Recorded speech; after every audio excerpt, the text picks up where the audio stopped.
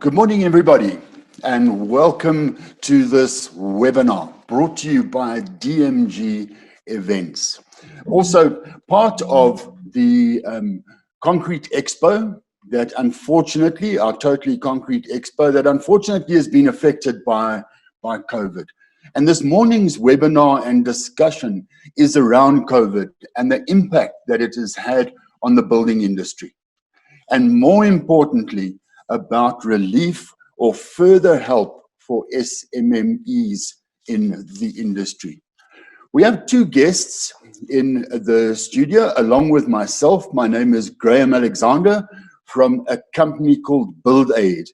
I also host a radio show and have done for many years on the building industry. Aubrey Tshalata, he's the CEO of the Pelcard Group. He's also the national president of the Federation for Building Industry, or NAFBI as the acronym. And Aubrey's going to run through a presentation on the subject of COVID and its effect.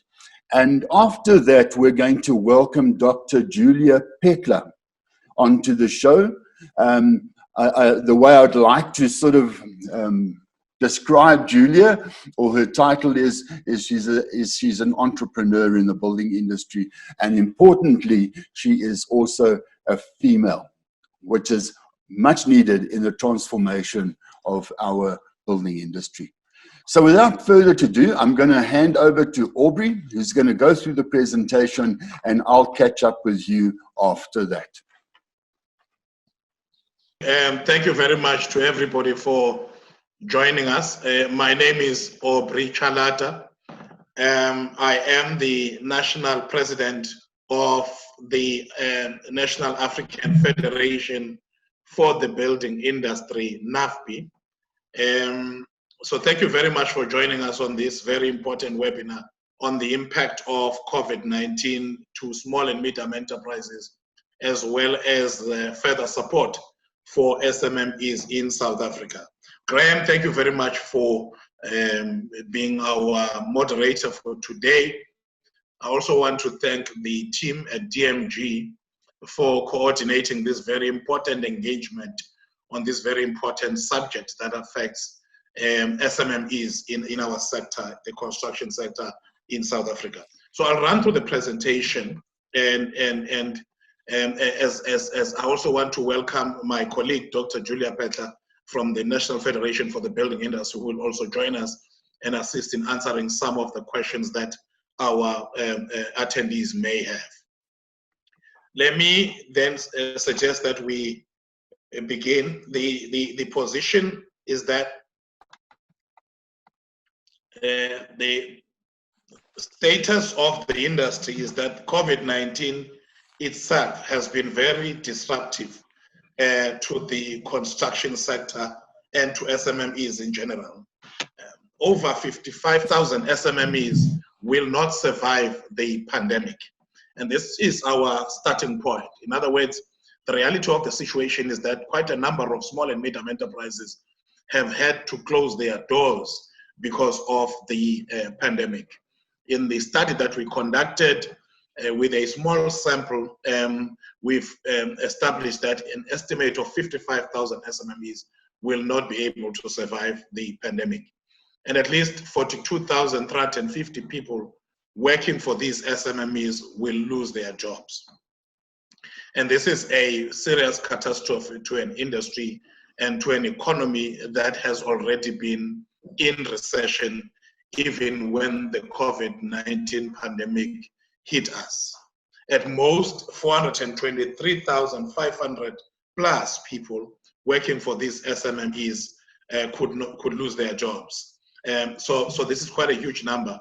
If you take the fact that these people support their families and in many instances their extended families, the impact of the pandemic is very devastating. Now, the impact of COVID-19 is such that the COVID-19 has impacted many facets of our society, and entrepreneurship is one such facet that has been affected by COVID-19. although 63% of businesses can provide their products and services virtually, contact with clients is still very important. And almost 92% of businesses have indicated that they have been affected by COVID-19. Now, in asking the question, does your business involve contact with people? The number of respondents that indicated that their businesses do involve contact with people accounted for about 92%. So in other words, the manner in which SMMEs do business is such that almost 92% of these SMMEs do their business with contact, direct contact with customers and people that they work with. We also asked the question in the research, are you able to provide your product or service virtually? And this is important if you take into account that because of COVID-19, many people are looking into offering their services virtually. 63% of the respondents indicated that yes, they are able to provide their products or service virtually. This is across the spectrum in respect of all small and medium enterprises that we were looking at. Now, there's also a question of whether are the ways that the clients can be able to support an SMME. We understand that during this time, many small and medium enterprises will need to be supported for them to survive. 15% said yes, they would want to get some support by way of credit facility on goods. 20% said some support in respect of deferred payments may become necessary. And 13% said a rental subsidy will also become necessary. I just want to double check with my colleagues if all participants are able to see the screen. I'm getting the message that some people say they are unable to see the screen and that the screen is not checked.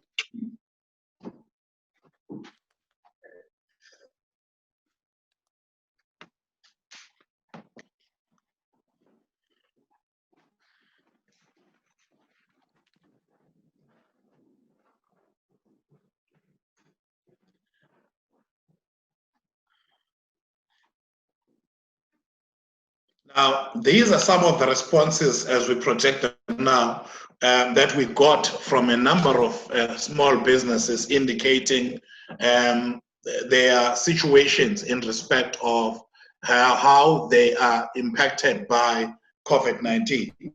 Some SMEs indicated that exports and imports is what they do. And due to COVID-19, there's minimal movement and it's going to cripple their finances and that they will not be able to take care of their staff, or that in fact they need to take care of their staff and keep their staff safe. Some SMMEs indicated that they cannot travel, they cannot be able to meet customers, they cannot be able to take orders, and that orders are not being placed and decisions are being delayed. This has been very evident, in particular in the construction industry, where a number of projects have not been able to be released either from municipality or from client bodies, where many of these SMMEs are operating. Sorry, some Aubrey? indicate that social distancing has led to them working Aubrey? from home, meaning that they cannot do physical visits to clients, and that the potential pipeline and potential pipeline companies, this may slow down their investment process and may negatively impact the performance of their portfolio companies. Some indicated that they were not generating much revenue. Sorry, Aubrey, can I interrupt you, please? Yes. Yes, sorry, Aubrey. If you could go to your slide and click on it again so that the bars at the bottom pop up. And then there's, because it's not full screen. Oh, I see. So if you could just go back to your slide on your computer. See, can you, I can't see it on this screen, but at the bottom there are a whole lot of icons at the bottom of the slide. and one of them looks like a screen, like a movie screen. If you click that, it will expand it to full view. Oh, okay, let's do that. I unfortunately can't see your toolbar on the screen. Excuse us, folks, but I think it's important we just sort this out because a few comments are coming through that people can't read the slide. I don't know. He says it's not showing full view. Hi, all. Are you still not seeing full view, Graham? Hi, all. Noted. It's a full view, but not on Zoom. Hi, excuse me, Graham. At this point, it is full view. It is all sorted. Thank you very much. Aubrey, you may proceed.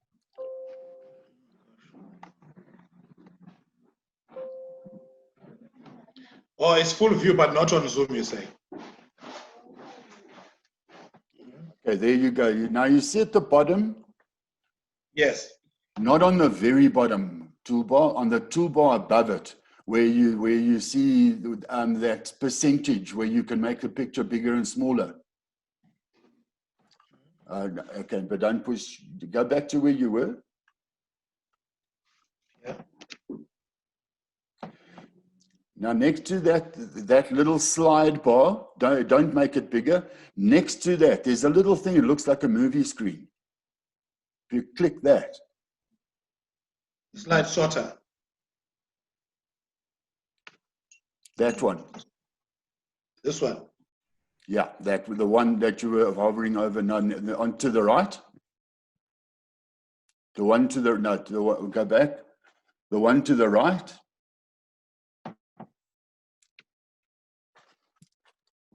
Okay, I don't know. I'm not sure how we can. I think, Aubrey, let's carry on with your presentation, and I'm going to chat to the guys in the background. So if you could continue, Aubrey. All right, no, thank you very much. My apologies, colleagues, my apologies. So I think let's carry on from where we are, and I think we will then be sorting out the screen as we go along. From our side, it comes across very clear. So the majority of businesses, as I say, do not have cash. And this is one of the challenges that we've identified as a result of the COVID-19 pandemic or the situation around COVID-19. Now, then businesses that do not have cash have to tap into other means to capitalize their businesses. Some have looked into loans, and some have looked into their families. Some have looked into their reserves to be able to cope during this very difficult situation. Now, indeed, the other bigger challenge that we've identified is that those who are looking at their reserves, those reserves are diminishing over a period of time. And reasons for not having cash, one is mainly COVID-19. And this is evident because these businesses have not been able to operate for quite some time, starting back from the month of March, when the national state of disaster was introduced and the national lockdown, hard lockdown, was put into place. One of the things that we've been asked to discuss today really is the issue of government and private sector support. And this is to say, what kind of support do we foresee being given to small and medium enterprises?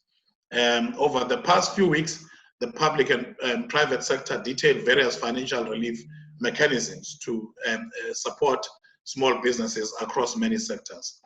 Some include payment reliefs, deferred payments, and grants. Now, the respondents did echo these sentiments that grants, about 41%, were identified as one of the main mechanisms through which both government and private sector could be able to assist small and medium enterprises. About 26% looked at tax exemptions as key interventions from government, and about others looked at subsidies, suggesting that about 11% looked at being given subsidies by government to be able to alleviate the situation they find themselves in. Others looked at private sector relief funds, and I will talk a bit more about these private sector relief funds at a later stage. But it is important to note that those businesses in the construction sector in particular that work for the private sector or in the private sector do expect some kind of assistance by the private sector to be able to navigate these difficult times. The issue of rental subsidies came out as one of the key issues that companies were looking at to be able to get some form of relief during the difficult times of COVID-19. Sponsorships and donations are some of the areas that small and medium enterprises were looking into to be able to navigate again during these difficult times. So these are some of the suggestions on how government and private sector could be able to assist small and medium enterprises to be able to navigate this difficult time. Now, the lasting effect of COVID-19, one of the lasting effects of COVID-19 is that in the midst of adversity, some small businesses indicated that they need to be more resilient and agile where possible. Now, we've seen that virtual working methods, about 56% indicated that virtual working will be the future of business opportunity, or that virtual working will present a future business opportunity, followed by diversifying offerings, which accounts for about 46% of the businesses that looked into diversifying their offerings. Now, the reality is that no one knows how long the pandemic will last. Now, opinions seemed to differ. People suggesting that the pandemic may last 1 to 3 months. Others indicated that, and I'm saying now after the month of April, people indicated that we have another 1 to 3 months to go. Others indicated 4 to 6 months. And many entrepreneurs, given this time, had to evaluate whether if the pandemic were to last longer, where will they be able to survive the pandemic, and will their businesses be able to survive? Now, many businesses remain unsure, about 43%, but 47% of the businesses suggested that yes, they think they will survive.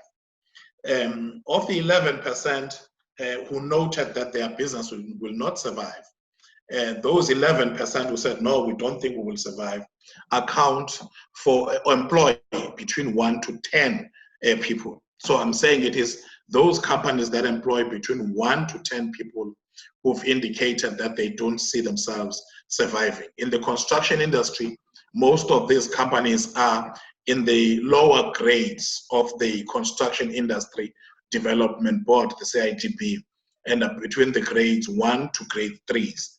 I might as well add that in NAFBI, these form the bulk of our membership who have indicated that the survival during this particular time is difficult.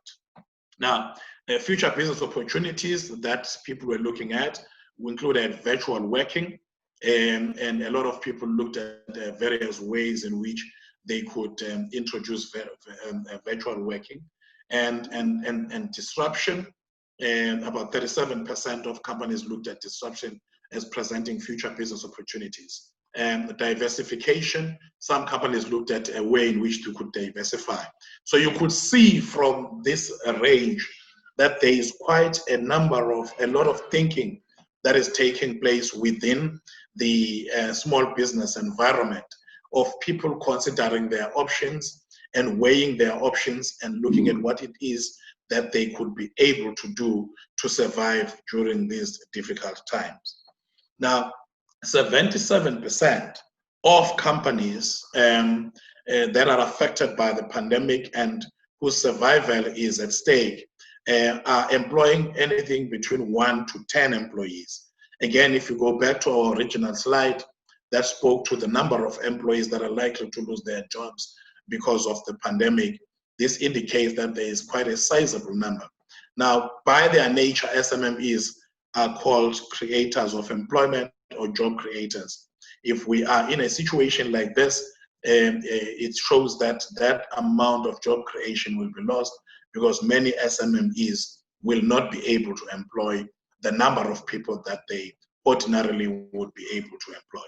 So, colleagues, it is clear that the pandemic is affecting small and medium enterprises in a very negative way, but it is also clear that there is a lot of hope among small and medium enterprises for some form of intervention, some form of support to cushion them from government and from the private sector, and that their resources, particularly cash, are being depleted, and many are working on their reserves. And there is bigger worry amongst the SMME sector that even those reserves are being eroded over a period of time, and that as we move forward, the situation is becoming more and more challenging, particularly as we see that the pandemic seems to be here to stay and is going to be with us for quite a number of years, and particularly quite a number of months in the situation of lockdown. And social distancing in particular is going to be a feature of our lives going forward. Now, how the government could assist: one, the suggestion is that government can offer grants or suspend taxes and pay as you earn for the various SMMEs. Now, this is a very big suggestion from very many SMME organizations to look at government being able to do something around taxes. You'll be aware that in one of the forms of taxes is the skills levy, which the Minister of Higher Education and Training indicated that a holiday of paying skills levies would be granted for 4 months to businesses, so that those businesses who are levy payers would not be able to pay levies. So we think that these kind of interventions where you relax some form of offering grants and relaxing some form of taxes as it relates to SMMEs will be very helpful. Also, the situation of helping through the UIF, enabling those companies to be able to pay their employees via the UIF system and help with a few months' salaries for their respective employees. This is both to cushion the SMMEs themselves, but also to assist with enabling employees of those SMMEs to remain in their jobs. For those who are working in office spaces and in infrastructure that is rented, it would be a good idea to look at some holiday in terms of rental, and also provide some rental or salary subsidy of one form or another. This came through very strongly in the research, as people suggested that this may be one of the ways to alleviate the pressure that SMMEs find themselves in. The support for localization of small-scale manufacturing to reduce the need for transportation and travel by consumers. In the environment where we have to practice social distancing, in the environment where a lot of people have to work from home and work remotely, it's important that we look at promoting localization. In the construction industry, we've already seen a pattern of SMMEs wanting to focus on local projects. And this is in the context of, in the early days of the lockdown, not being able to move around from province to province. We are very grateful that our lobbying efforts did assist in opening up the sector pretty early, starting with the civil engineering sector and progressing to the other sectors of the economy. So it's important for us that some of the SMMEs have been able to operate. Debt relief and support for a set period is one of the suggestions that came out in the research by the various SMMEs, so that they could be able to alleviate this particular situation. So indeed, colleagues, it is tough times. It's been a tough few months for very many SMMEs. No revenue meant that there will be layoffs, there will be termination of short-term employment contracts, and reduction of salaries for permanent employees. The contractors have to cut overhead costs such as staff and transportation and on-site accommodation. Many contractors have said they cannot cope with the amount of overheads that they have to endure during this particular time. So it is indeed tough times for SMMEs. And lower rungs of the construction ladder were hardest hit, as I indicated earlier on. Those who are in grade 1 to grade 3 of the CIDB and those who operate in the lower levels of the supplier space in the construction industry have found that this has hit them more harder. And as NAFBI, this is the area where we operate. We are spread across the country. We operate in small towns and villages and townships, and we work with small and medium enterprises in these areas. What we found is that the effects of COVID-19 are much more difficult for these small and medium enterprises. Now, many SMMEs have lost access to procurement and work opportunities. And this has affected the growth and has started transformation. And we have always consistently said we do not want the situation of the COVID-19 to affect the transformation agenda that we're pursuing in the construction industry in particular. Now, keeping contractors, this has kept contractors not being able to move through the grades, and this has meant that many contractors are unable to prosper as they are unable to move from the lower grades of the CITB into the higher grades and perform even much better. So it's tough times for the construction industry. It's tough times for SMMEs. Now, construction margins have also been already amongst the worst in any industry, and have been strangled given cost of overruns on projects. Now, companies will be needed to work more, and contractors and clients need to ensure that projects are successfully completed and that both parties share an equitably in the crisis. In the medium term, the sluggish demand is expected due to depressed economy and consumer compliance. Owners and developers are uncertain, and the capacity needs to be more developed.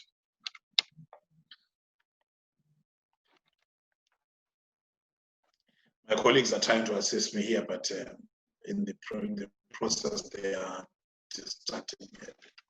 Now, we need to look at a safe restart of work as in the construction industry.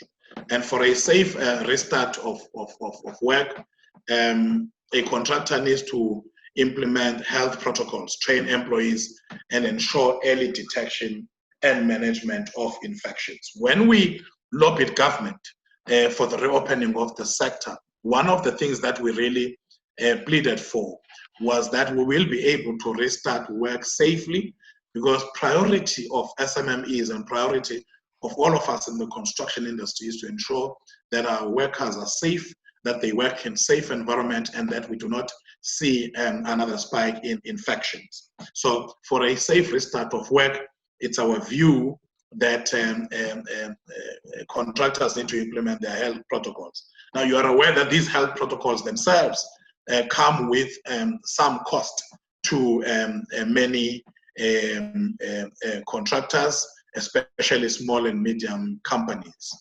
Now, COVID-19 management plans on construction site cover daily screening, protective equipment, and social distancing.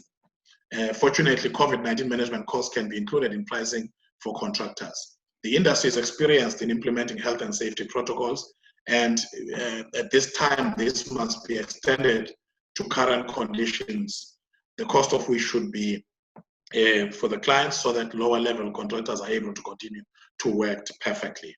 So we are looking at how contractors should be able to go back to work and restart work in a safe and healthy environment. And we are saying the costs of having to restart work, the cost of managing sites, the cost of compliance with health and safety protocols need to be absorbed in terms of pricing and be factored in pricing, so that SMMEs can be able to survive. The truth of the matter is that SMMEs are unable to survive unless some cushioning is given for them to be able to survive during this difficult time. Now, the changing business ways. Now, in more ways than one, COVID-19 is changing the way in which we do business. So virtual working is seen as a future a business opportunity for more than half the businesses that were surveyed. Now, COVID-19, as you know, came onto the construction industry when it was already distressed. Now, to be competitive, the industry needs to change the way it does business. And as I say, virtual working is seen as a future a business opportunity for more than half of the businesses that we surveyed. Opinions on the lifespan of the pandemic seem to be divided, as well as whether or not businesses will survive, which highlights the uncertainty of what the future may hold for SMMEs. Now, the pandemic has laid bare the need for alternative ways of working and requires everyone to be receptive to new ideas, methods, and diversify. And this is important. If we are to survive the pandemic, many of the companies will need to change the way in which they work.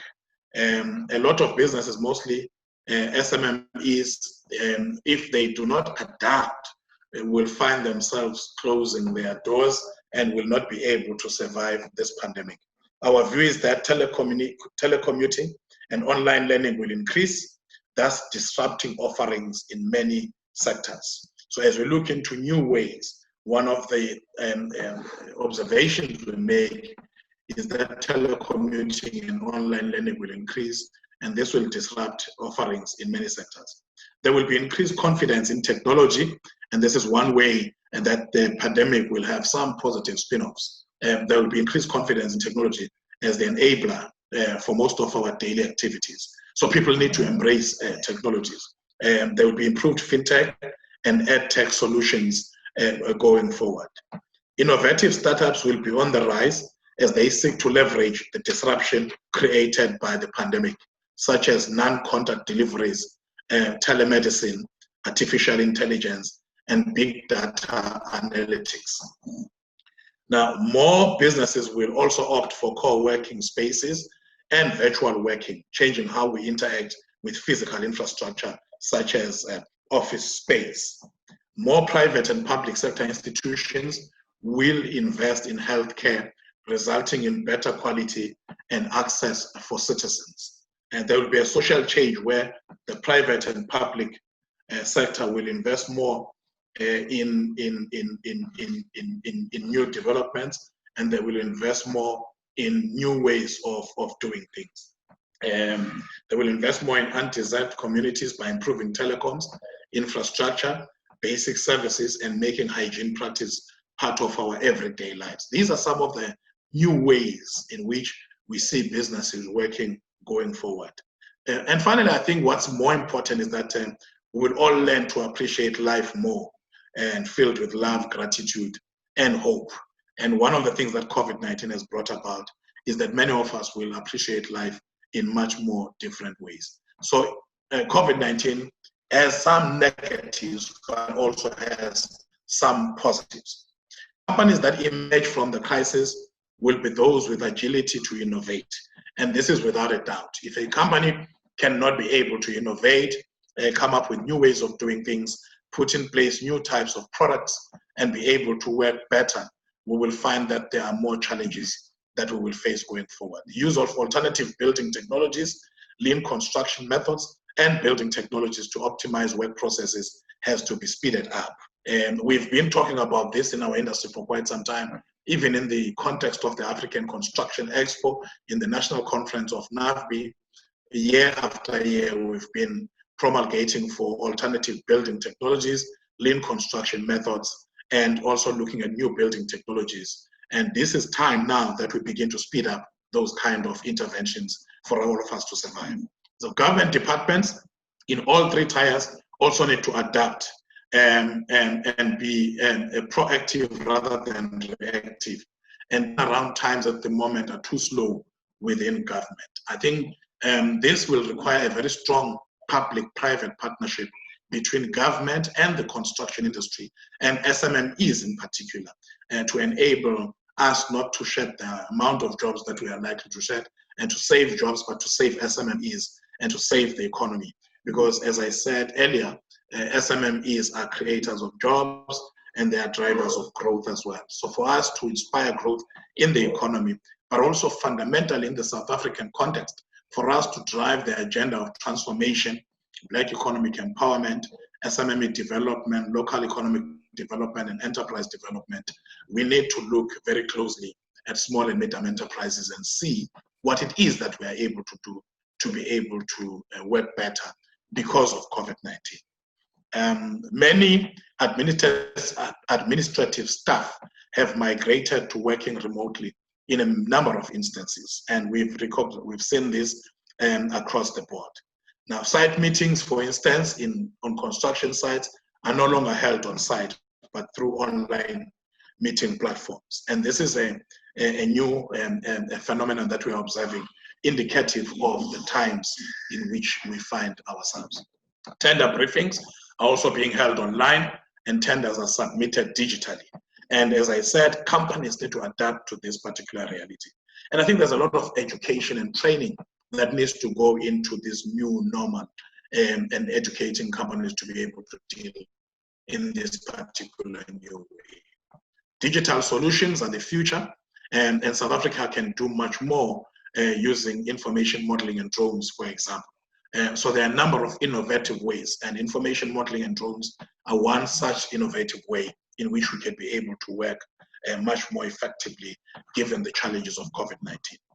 Collaborations to resolve project delays and cost overruns and revise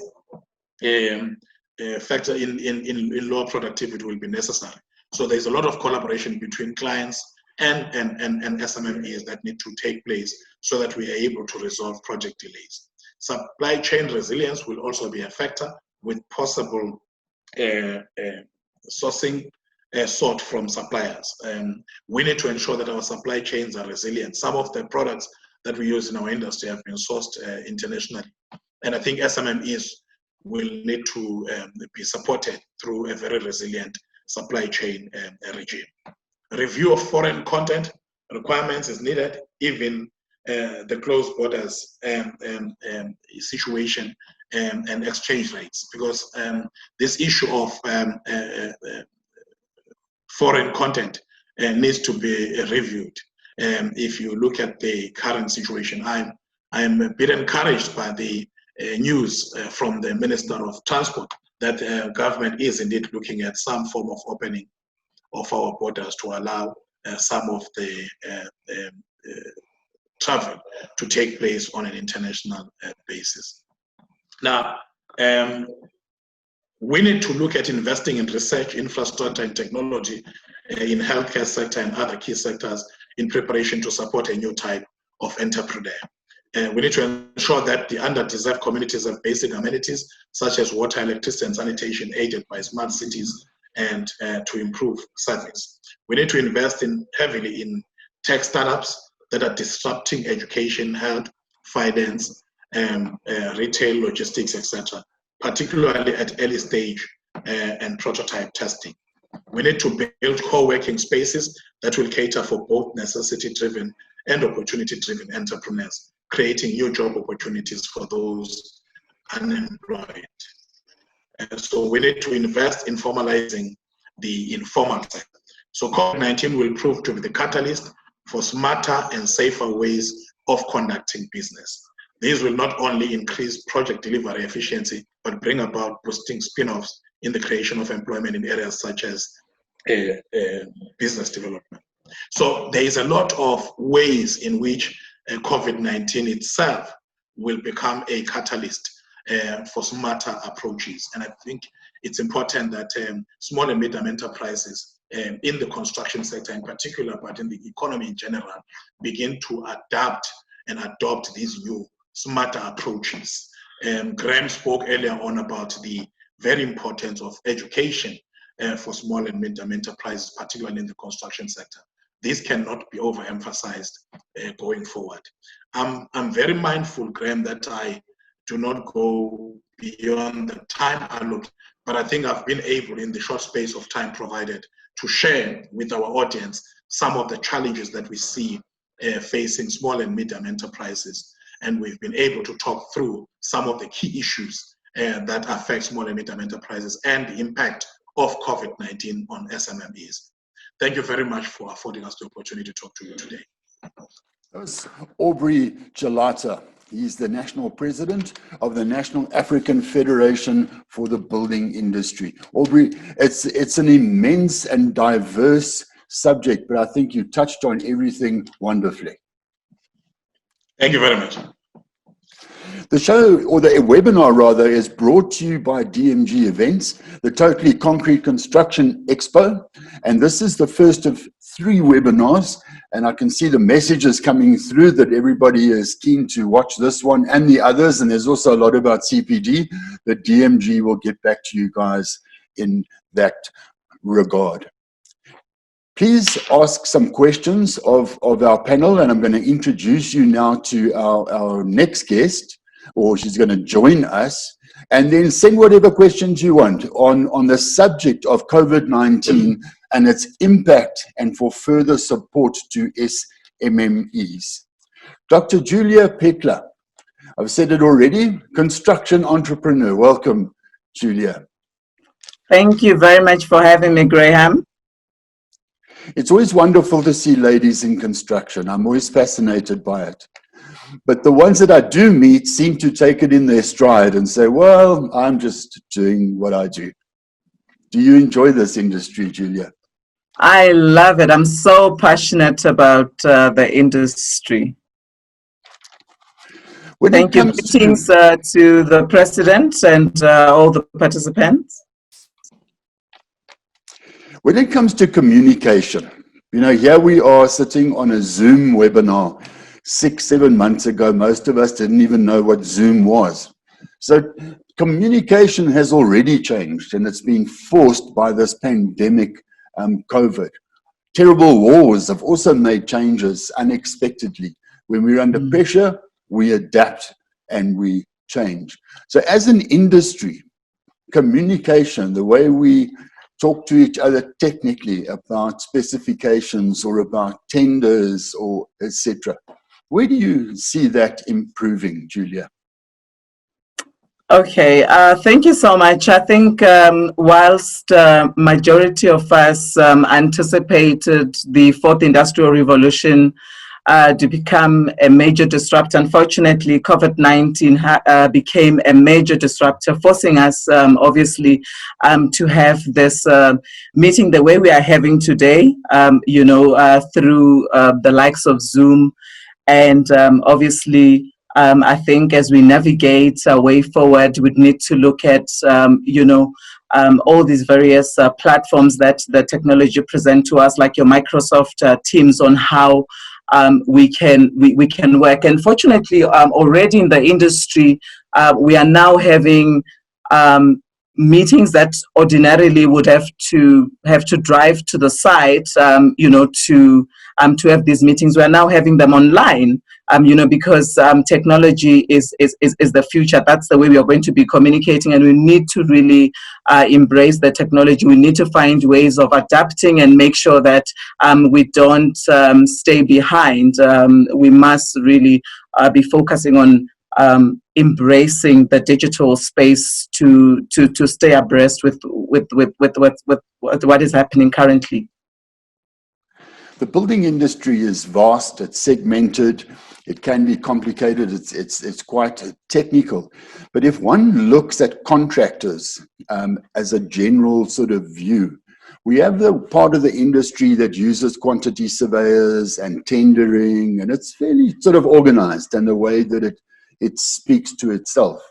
But then you get the other end of the industry, particularly in residential building, where there is little communication, little information, and so on. Do you think one part of the industry could teach the other or influence the other?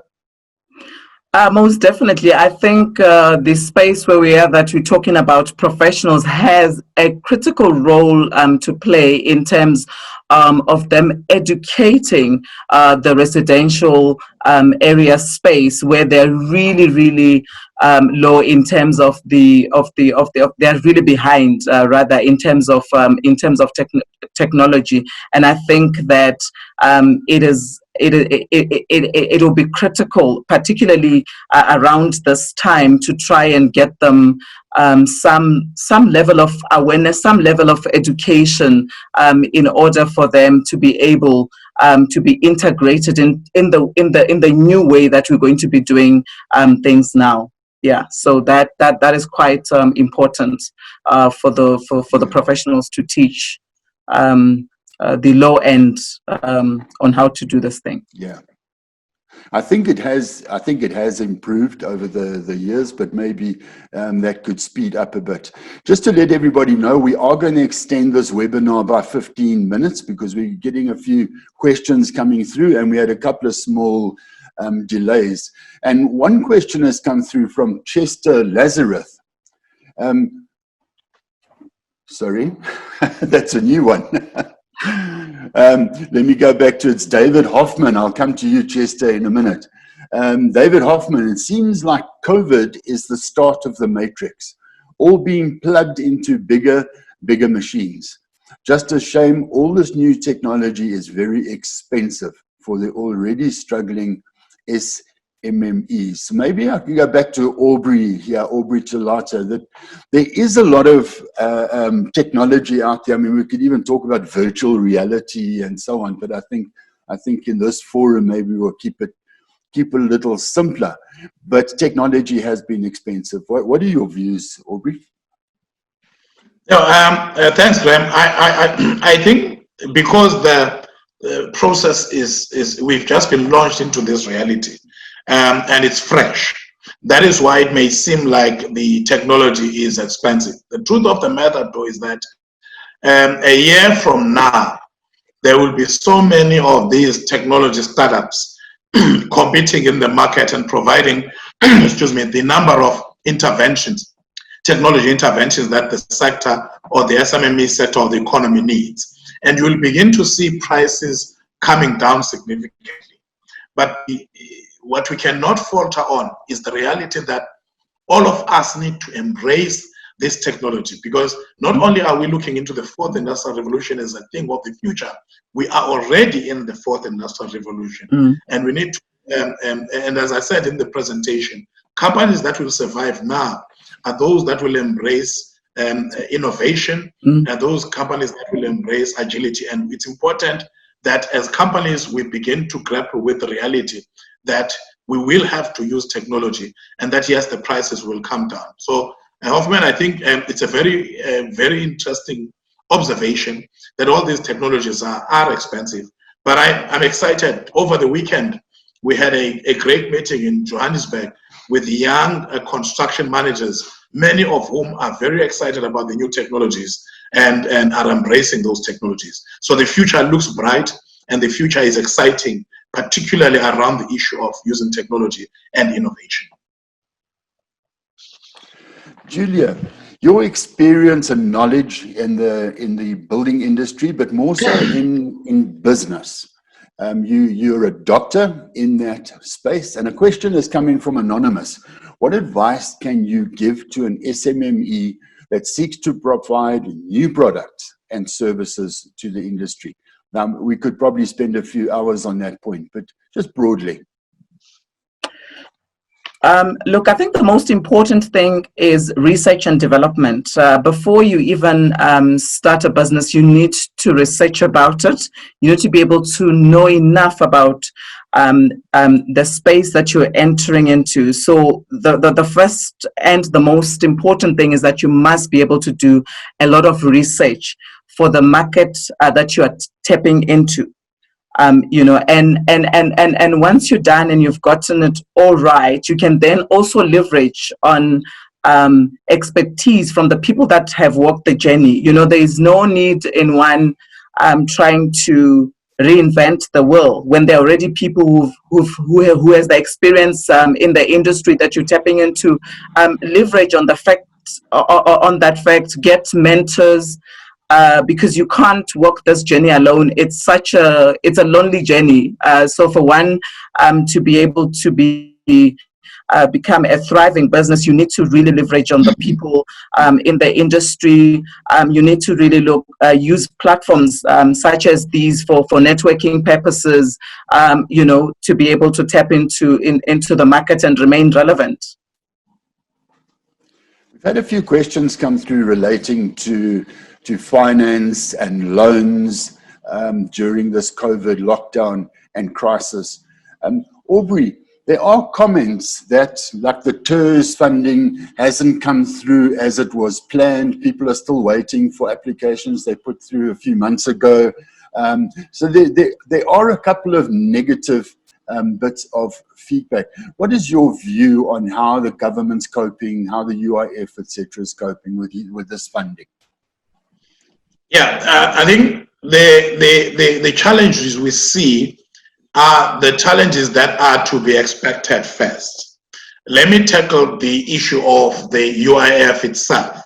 When you've been dealing with 10 million or so recipients that you have to pay, and all of a sudden you are thrown into a situation where hundreds of millions are to be paid, that your system gets overwhelmed by that kind of a reality. So I think we do need to exercise some degree of patience for these systems to be able to work ideally, because no one expected the pandemic. No one expected the kind of challenges that the pandemic brought with.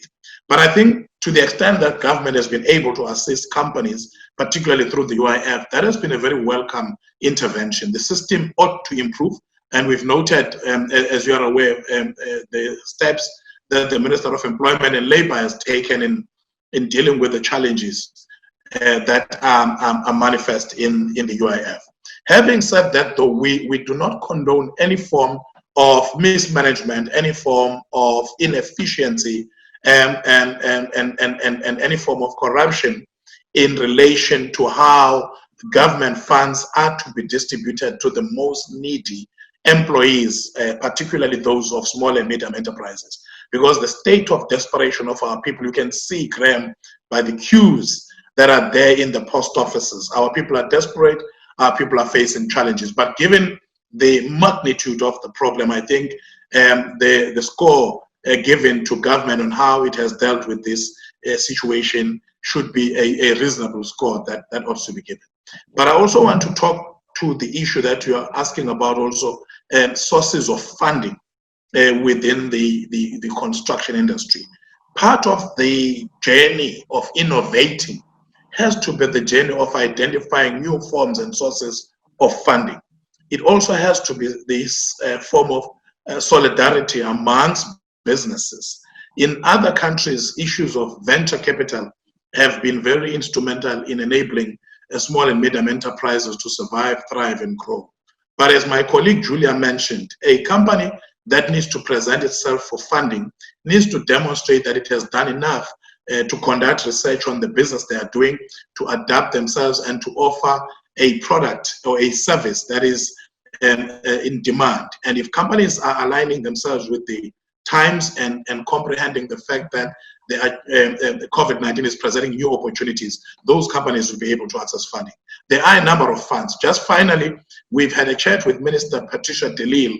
For instance, people will remember that there was the Teresano Trust Fund, which came about as a result of collusion in the 2010 Soccer World Cup scenario. We've asked the minister to revive that fund, to look at how that fund can be used to assist small and medium enterprises. There are other funds in the industry that we need to look at and see how those funds can be utilized to support small and medium enterprises. So we are engaging in a range of funding options that will see help given to small and medium enterprises. And finally, the private sector needs to come to the party. Larger companies need to do their bit in supporting small and medium enterprises. Yeah.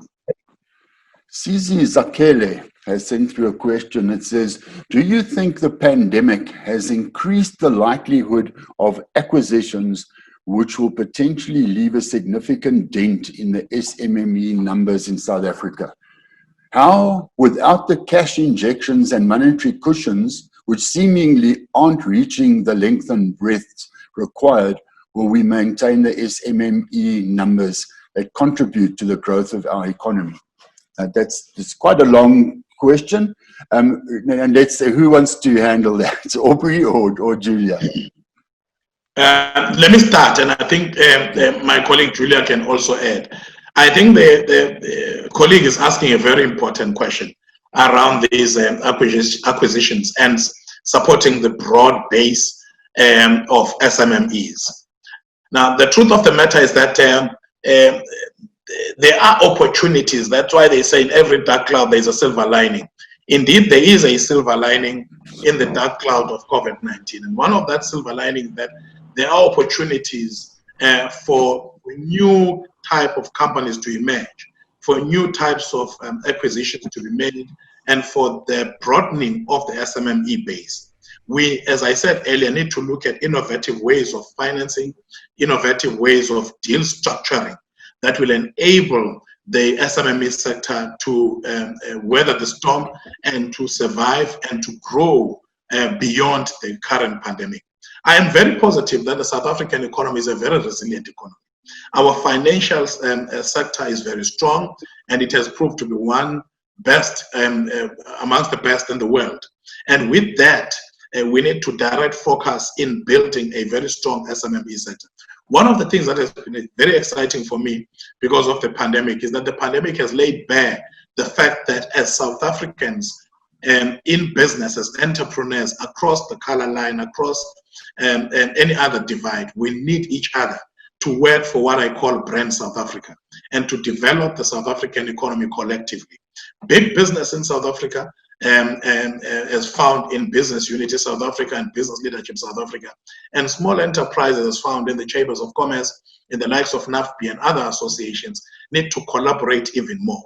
And I think with that, we will grow a very strong SMME sector with the strong belief and knowledge that such an SMME sector will be a creator of employment, it will be a driver of growth. So I think I'm very positive that the acquisitions that will happen during this particular period of time will find some form of funding in the market, and that will sustain and grow the SMME base as we see it today, but bring about new companies that adapt to the current situations. Can you add to that, Julia? Okay.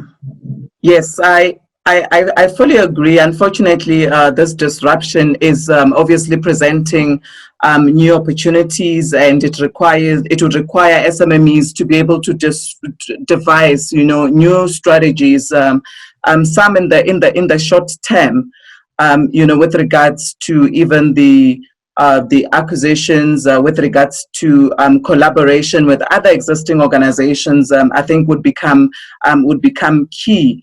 In as far as we will be embracing this new way of doing things, in order to remain relevant and become sustainable and obviously contribute to the economic mainstream. So I fully agree that these disruptions and acquisitions would obviously bring about the necessary changes that would require as businesses, in as much as we need to navigate the new ways and stay abreast with the changing environment that we find ourselves in. Yeah.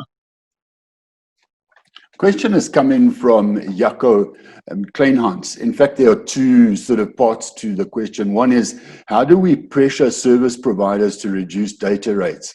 This is probably not the right platform to discuss that, but what does come out of it is communication and technology. A lot of it's on your cell phone and so on, and our rates are still quite high. So maybe as an industry, we could lean on them.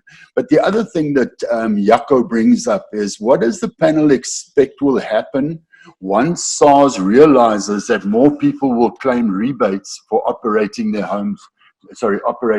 offices from their homes? It's another bit of a tricky question. I think SARS will have to think about that. and take whatever course they need. They need to bring in so much money every year, and it's going to come from somewhere. And here's one from Dumi. How can we control the employment of general workers on site, since most job seekers come in numbers on site seeking employment, and due to the lack of income, they are unable to use online platforms? That's if we do have online systems for employment in the construction sector, especially on government projects. Yeah, let me try and tackle two questions at the same time, if I can, Graham. The one really, I need to commend Jakob for his question around data rates and communication, and you are quite spot on to say that that lends itself to how we communicate and how we enable citizens to use technology more. Again, I'm very encouraged by the steps that government has taken. The Minister of Communication has had this engagement with service providers to look at the availability of data and how the cost of data can impact people working from home, students studying from home, and citizens generally having to work remotely. And I think it is this good corporate citizenship that we must call for from service providers, to say to them, it's about time that you come to the party, support the country, support South Africa in growing our economy, and support our citizens to be able to work and communicate more effectively. I do think that this innovation that we are talking about, not only will it find itself in the construction industry, but I think those in the communication technology space as well are engaging as we speak around how they best enable the economy to grow. And as we look forward into a recovery plan for the economy, indeed, communication and prices of data will become a very important part of that conversation. As I say, with universities and thousands of students studying remotely, it has become clear that there is a need for innovation by these communication companies. And also, on the issue of general workers, one of the key things that the Minister of Trade and Industry asked us in the engagement when we lobbied for the sector to be open was exactly that question. How will you manage not only these general workers arriving on site, but travel by general workers from home to site using public transport, and being very cautious that in that travel you do not impact on their health, and that you do not have them affected or infected along the way. These are some of the strict measures that we've had to take into account. Construction sites are well equipped. In the presentation, I spoke about the restart of work. In the restart of work, we've very strictly said we need to monitor how number of people and social distancing on construction sites. I've been visiting quite a number of construction sites lately, and I must tell you that the managers, project managers on those sites, and supervisors and foremen are observing this principle very well. You do not have that kind of an influx of people going into construction sites in search of employment, but that even when they are, these are regulated, and our people are very respectful. They are wearing their masks, many are social distancing, and many understand that when they approach those construction sites, they need to abide by the safety protocols that are prescribed on those construction sites. It's an issue that we need to plead for in our communities, to be able to be vigilant and know that we are not out of the woods yet in terms of COVID-19. Aubrey, a couple of questions have come up, and we've seen them over the last few months. SMMEs, small businesses, where do they get information regarding applying for funds, COVID funding, government funds, etc.? Does your federation offer that advice, Aubrey? Yeah, yes, we do. The most important thing we've been saying to our members and to non-members is that in these days, people must get used to online platforms. There's a lot of information available, and government has done a great job in communicating publicly where people need to go to be able to get information. Where we are offering assistance is a person, as an example, may know that I need to apply for funds through the UIF. but it is the process of doing so that may be a challenge for them. And yes, people are able to call into our offices, and we have a call center that is able to assist them and navigate that particular situation. In all our regions, in the 9 provinces, we've got what we call coordinators, and those coordinators are able to help members and non-members through the application process for them to be able to access those funds. Other than that, as I say, there is information available online, and people need to now adapt. I tell people we do, for instance, a huge mentorship program with Sandral, and we are mentoring for state-owned enterprises. And in those mentorship programs, part of what we teach people is how to apply for those funds and how to be able to use the online systems in applying for those funds. Yeah. There's a comment from Edward Moalusi. Is the industry really open to small players, though our challenges mostly resonate around access to market? Either the market is overly saturated or there is merely fewer opportunities available to a large pool of SMMEs. So obviously that's a market observation. Maybe Julia, you can comment on that. If the market is a certain size, it needs a certain number of contractors. How do you grow that market? Okay, that's a very good observation. Unfortunately, the construction industry is really saturated, particularly around CIDB level 1 to level 3, and I think the president spoke to it in his presentation earlier.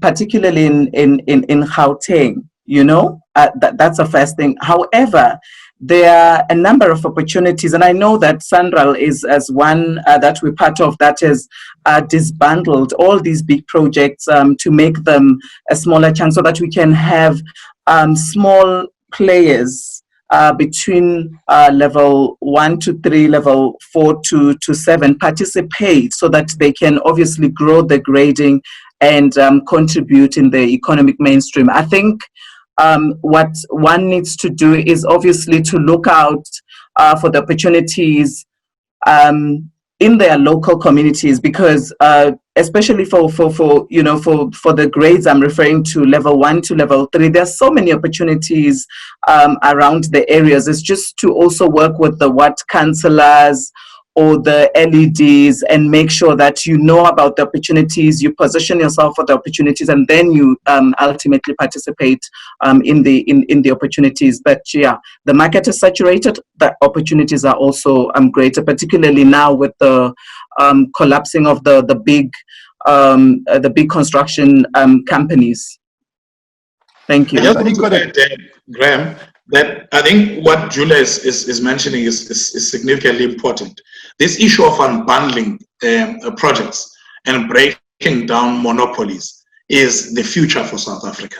If we are to enable a thriving SMME sector, we need to look at breaking down monopolies. We need to ensure that we unbundle projects. And Sandral, in their transformation policy, have presented a very exciting model, which we are hoping many parastatals will adopt. Now, having unbundled projects, you also want, for instance, where you have a 500-kilometer road to be fixed or to be serviced either for routine road maintenance, you cannot have one company doing 100 kilometers or 200 kilometers of road. If you break that down into small chunks, you then enable numerous companies to be able to participate. Secondly, I think we need to, as an organization, we're working very closely on forming consortiums and forming joint ventures and collaborations amongst our members. These are not days to stand alone. The challenges we're facing in the economy means that as a contractor, as a small business person, you need to work with others. Julia earlier mentioned that we also provide this platform for networking. And this is where our partnership with the African Construction Expo and DMG events is so important, that it presents a platform where we meet, especially during the African Construction Expo annually, and we are able to get people to form joint ventures, to form partnerships, to form alignments. This is the time where people need to work collaboratively and not in silos. And this is important. But what we are also saying is that parastatals and clients need to be able to contract SMMEs directly. because when you have a contract, then you are able to grow within the CIDB platform. So COVID-19 is presenting a scenario where companies need to work in collaboration, in partnership, in solidarity with one another. And at NAFBI, we do provide this particular platform. Yeah.